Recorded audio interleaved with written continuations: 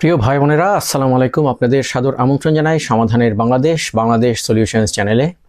তো আজকের এই পর্বের আলোচ্য বিষয় হচ্ছে আমাদের দেশে যে রাজনৈতিক এবং নির্বাচনী প্রক্রিয়ায় যে আপনার অবৈধ হস্তক্ষেপ সে বিষয়ে। তো এই কথাটা বলার কারণটা হচ্ছে, তো আজকে 24শে নভেম্বর। তো আজকে আমার দেশে একটা আপনার সংবাদ বের হয়েছে, সেটি হচ্ছে নির্বাচন ঘিরে সক্রিয় হচ্ছে আন্ডারওয়ার্ল্ড। রাজনীতিতে মাসল দুঃখিত রাজনীতিতে হায়ার্ড মাসল হিসাবে মাফিয়াদের পৃষ্ঠপোষকতা। তো দেখুন, আমাদের দেশে হচ্ছে আপনার নামে হচ্ছে প্রজাতন্ত্র। এখানে হচ্ছে রাজনৈতিক নেতারা যখন ভোট চাইতে আসেন আর কি, তখন হচ্ছে তারা যেটা বলেন, তারা গণতন্ত্রে বিশ্বাস করেন, তারা গণতন্ত্র প্রতিষ্ঠা করতে চান। অথচ দেখুন, তারাই কিন্তু আপনার এই আন্ডারওয়ার্ল্ড যাদেরকে বলা হয় আর কি, অস্ত্রধারী মানুষগুলো যারা হচ্ছে সন্ত্রাসী কর্মকাণ্ড করে, আপনার চাঁদাবাজি করে অস্ত্রের মুখে, এরাই হচ্ছে আন্ডারওয়ার্ল্ড আর কি। এমন মানে চিন্তা করার কোনো বিষয় নয় যে তারা হচ্ছে মাটির নিচেই থাকে আর কি, কোনো মাটির নিচে আলাদা কোনো একটা জগৎ আছে, তা না। কিন্তু তারা হচ্ছে আপনার লোকচক্ষুর অন্তরালে অনেকটা থাকে আর কি। আইন শৃঙ্খলা বাহিনীগুলো তাদেরকে ধরতে পারে না, অথবা ধরেও ছেড়ে দেয়, অথবা এই জাতীয় ব্যাপার আর কি। তো এই সব লোকগুলো কিন্তু অযথা কিন্তু টিকে থাকে না। রাজনৈতিক অনেক নেতা নেত্রীরা কিন্তু তাদেরকে টিকিয়ে রাখে, তাদেরকে ব্যবহার করে। এসব আন্ডারওয়ার্ল্ডের লোকদেরকে হচ্ছে রাজনৈতিক দলের নেতা নেত্রীরা হচ্ছে ব্যবহার করে। আবার এসব আন্ডারওয়ার্ল্ডের লোকেরাও হচ্ছে নিজেদেরকে আইনের হাত থেকে রক্ষা করার জন্য তারা হচ্ছে এসব নেতা নেত্রীদের হচ্ছে বশ্যতা মেনে নেয় আর কি, এক প্রকার। আবার কিছু কিছু ক্ষেত্রে হচ্ছে আবার যারা ধরুন একটু রাজনৈতিক জ্ঞান সম্পন্ন হয় আর কি, এসব আন্ডারওয়ার্ল্ডের লোকদের মধ্যে, তারা করে কি, আবার নিজেরা হচ্ছে নেতা হয়।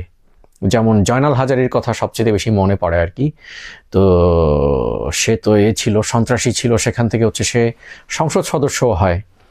চিন্তা করে দেখেন, আমাদের মানে আইন প্রণেতাদের একজন সন্ত্রাসী, প্রাক্তন সন্ত্রাসী আর কি। এই হচ্ছে আমাদের দেশ। তো এগুলো করার কারণটা কি? কারণটা হচ্ছে, দেখুন, একটা দেশে আপনি যাই বলুন না কেন, একটি সরকার গঠন করতে হলে আপনার কিন্তু মানুষের সমর্থন লাগে। হ্যাঁ, সেটা সত্যিকার সমর্থনও হতে পারে, আবার লোক দেখানো সমর্থনও হতে পারে। তো এইসব যারা হচ্ছে এসব নির্বাচনকে ঘিরে এইসব আন্ডারওয়ার্ল্ডের লোকদেরকে হচ্ছে কাজে লাগায়, তারা হচ্ছে এই যে মানুষের, তারা তো জানে যে তারা বেশিরভাগ ক্ষেত্রে তারা কোনো ধরনের মানে সুষ্ঠু নির্বাচনের মাধ্যমে তারা ক্ষমতায় যেতে পারবে না। সুতরাং তারা এইসব আন্ডারওয়ার্ল্ডের এইসব আপনার অপরাধীদেরকে ব্যবহার করে, অস্ত্রের ভয় দেখিয়ে, তারপর হচ্ছে আপনার ব্যালট বাক্স আপনার অবৈধভাবে ব্যালট বাক্স ভর্তি করে তারপর হচ্ছে তারা ক্ষমতায় যায়। এবং ক্ষমতায় গিয়ে তারা হচ্ছে টাকা পয়সা লুট করে বেশি।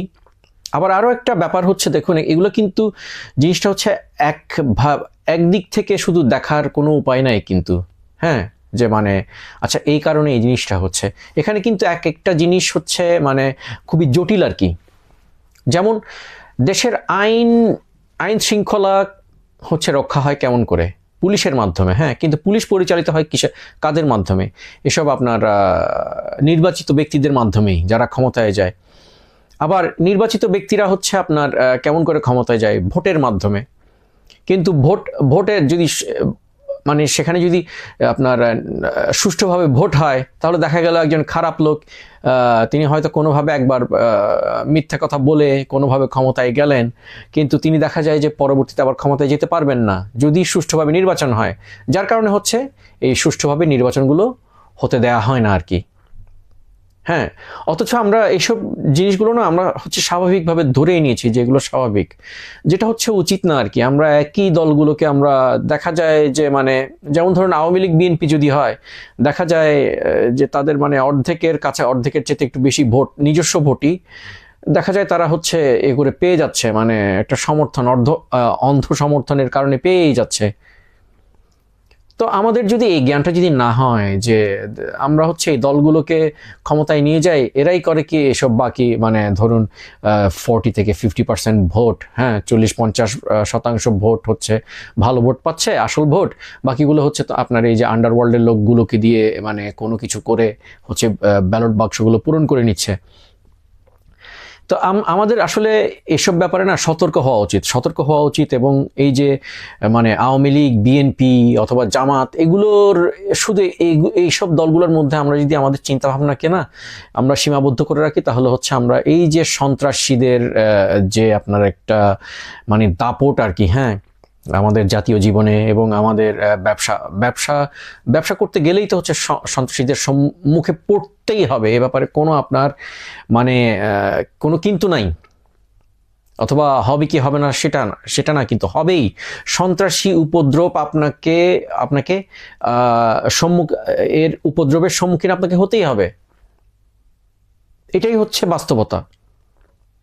কিন্তু এই যে এইসব লোকগুলো আবার দেখা যায় এরা এই যে চাঁদাবাজি করার মানে পুঁজি ছাড়া রুজিত, হ্যাঁ একটা অস্ত্রটা দেখিয়ে হ্যাঁ আপনার ইনকাম করতে পারছে ঘরে বসে বসে, হ্যাঁ শুধু হচ্ছে ওই যে নেতাকে হচ্ছে কিছু পয়সা দিয়ে ঠান্ডা রাখলো, হ্যাঁ নেতা হচ্ছে পুলিশকে বললো যে হ্যাঁ ওকে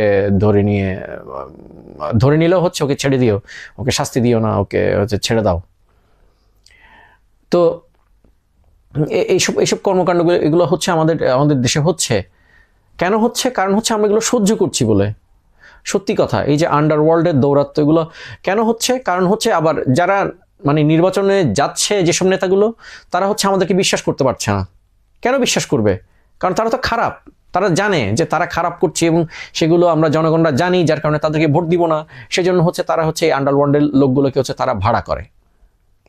আবার আন্ডারওয়ার্ল্ডের লোকগুলো জানে যে এসব নেতাগুলোকে যদি তারা ক্ষমতায় নিয়ে গিয়ে দেয়, তাহলে হচ্ছে তারা বলতে পারবে হ্যাঁ নেতা আপনাকে তো ক্ষমতায় এনে দিয়েছিলাম, আমরা এত সাহায্য করেছি, এখন আমাকে একটু চাঁদাবাজি করতে দেন, অথবা আমাকে ধরে নিয়ে গেছে পুলিশ, হ্যাঁ আমাকে একটু এখান থেকে ছাড়িয়ে নিন, তাহলে ভবিষ্যতে আপনাকে আরো সাহায্য করব।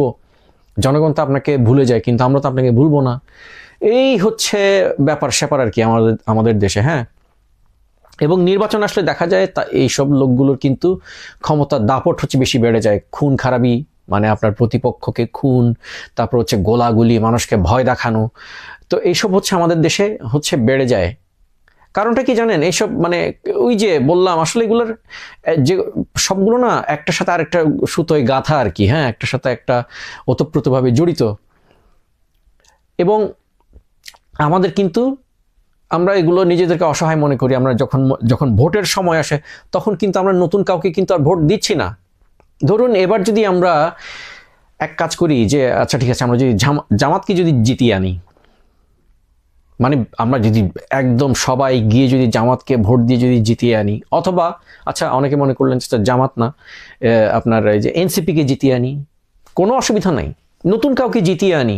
কারণ হচ্ছে বারবার যদি আমরা আওয়ামী লীগ বিএনপি তারপর হচ্ছে এই যে জাতীয় পার্টি এগুলো যদি আমরা করি না, আমরা হচ্ছে কখনোই সোজা হব না, দেশ কখনোই হচ্ছে উন্নত হবে না। এই যে সন্ত্রাসী সমস্যাগুলো হচ্ছে জিয়েই থাকবে।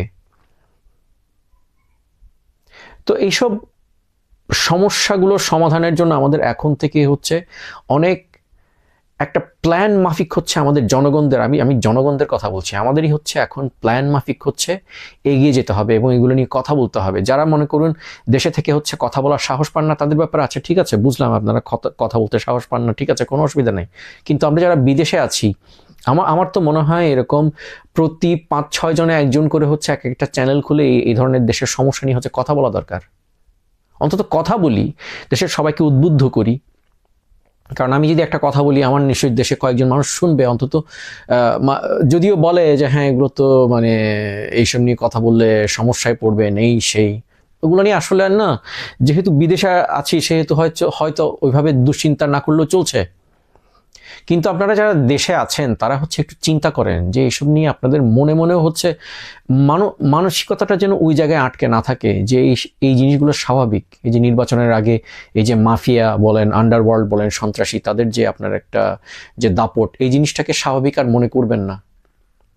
এবং যারা যেসব নেতা হচ্ছে যে এইসব সন্ত্রাসীদেরকে হচ্ছে পৃষ্ঠপোষকতা দিচ্ছে, আমরা জানছি, খবর কাগজে আসছে, খবরে যে আসছে, তাদেরকে হচ্ছে আমরা মন থেকে একদম বের করে দিই। এইসব দলগুলো মানে পুরো দল, ধরুন একজন নেতা, কোন সেই দলের একজন নেতা হচ্ছে এগুলো করছেন, এই কথা যদি আমরা শুনি, সে পুরো দলটাকে আমরা বর্জন করি, সম্পূর্ণ বর্জন করি। এরকম না হলে এই দলগুলো না কখনো সোজা হবে না। এবং এসব দলগুলোকে শুধু বের করে দেওয়ার মন থেকে তাই না, তাদেরকে আর আমরা সুযোগ কখনো দিব না, শেষ।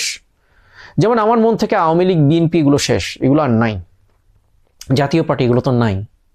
এখন জামাত আছে, এনসিপি আছে, বাস। এরা যদি ভালো কিছু করে তাহলে তাদেরকে সাপোর্ট করব, তাদেরকে সমর্থন করব। কিন্তু ভবিষ্যৎ আমার সাপোর্ট এবং আমার মতো সমমনা মানুষদের যে সাপোর্ট, যে সমর্থন, সেটি পেতে হলে কিন্তু তাদের কি করতে হবে? আমাদের কথা চিন্তা করতে হবে, আমাদের ভোটের জন্য আমাদের কাছে আসতে হবে। সন্ত্রাসীদের কাছে গেলে হবে না। আপনি সন্ত্রাসীও পালবেন, হ্যাঁ, তারপরে আবার মনে করবেন হ্যাঁ দেশের মানুষ আপনাকে ভয় পেয়ে আপনাকে সম্মান করবে মনে মনে, হ্যাঁ। এবং কখনো যদি আপনার এই যে সুষ্ঠু নির্বাচনের সুযোগ কখনো না কখনো তো আসবেই, তাই না? তখন তো আমি ছাড়বো না, আমি অন্তত ছাড়বো না। এবং আমি বিশ্বাস করি আমার মতো যারা একটু চিন্তাভাবনা করেন আর কি, আমি বলবো না যে আমার চিন্তাভাবনা খুবই মানে উন্নত মানের চিন্তাভাবনা, তা কিন্তু না।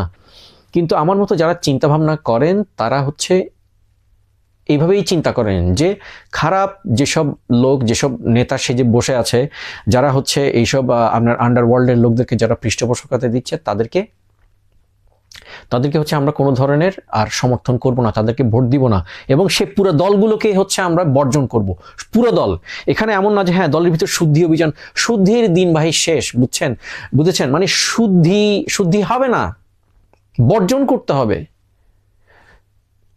তো আমাদের নতুনভাবে হচ্ছে চিন্তা ভাবনা করতে হবে। এই যে আপনার নির্বাচনের সময় যে এই যে আপনার খুন খারাপি এগুলো হয়, এগুলো থেকে হচ্ছে আমাদের বের হয়ে আসার হচ্ছে একটাই পথ, সেটা হচ্ছে আমাদের যখন ভোট দেওয়ার হচ্ছে আমাদের সুযোগ আসবে, তখন হচ্ছে আমরা নতুন কাউকে ভোট দিব, নতুন কোনো দলকে একসাথে।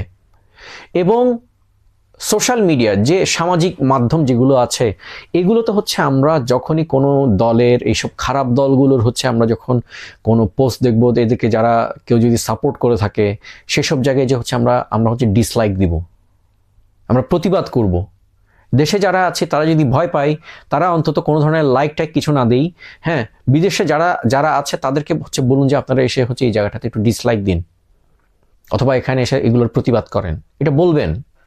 তাহলে হচ্ছে দেশে হচ্ছে এসব গডফাদার, এসব হচ্ছে আন্ডারওয়ার্ল্ডের লোকদের হচ্ছে আপনার এই যে তাদের যে ক্ষমতা, সেটা হচ্ছে আস্তে আস্তে চলে যাবে। তো এই হচ্ছে চিন্তা ভাবনা আর কি। তো আগামী পর্বে আবার দেখা হবে ইনশাল্লাহ। সে পর্যন্ত ভালো থাকবেন, এবং আপনার কি চিন্তা, আপনার কি মতামত, সেটি এই যে আমাদের এই যে কমেন্ট বক্সে লিখে জানাবেন আর কি। তো সে পর্যন্ত ভালো থাকুন। আসসালামু আলাইকুম।